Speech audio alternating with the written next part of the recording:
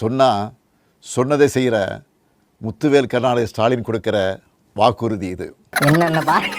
என்னென்ன சொல்றா பாருங்க, கம்பி கட்டுற கதையெல்லாம் எடுத்து போடுறாங்க. காலையில எழுந்திருக்கிறேன், எழுந்த உடனே நம்மால மூஞ்சில தான் முழிக்கிறேன்.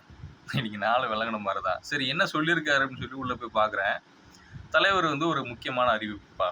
நாங்கள் மகளிர் உரிமை தொகையை சில பேர் தடுக்க பார்க்குறாங்க.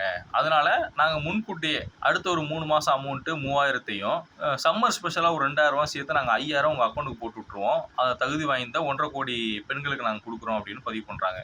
எனக்கு என்ன புரியலன்னா, நீங்கள் தேர்தலில் தோக்க போகிறீங்க அப்படிங்கிற ஒரு பயம் உங்களுக்கு வந்துருச்சு. இந்த சூழலில் நீங்கள் அந்த 5000 தூக்கி கொடுக்குறீங்க.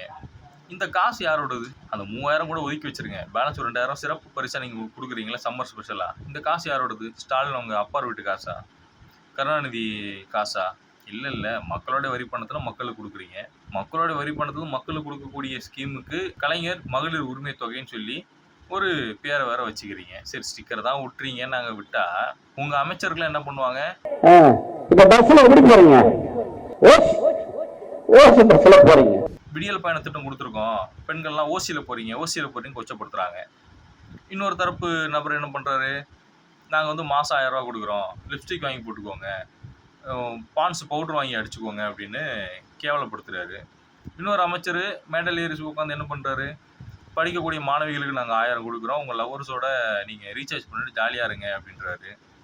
இப்படி கொச்சப்படுத்தி, இப்படி இழிவுபடுத்தி மறுபடியும் தமிழ்நாட்டு பெண்கள் உங்களுக்கு ஆட்சியில் உட்கார வைப்பாங்க நீங்கள் நினைக்கிறீங்களா?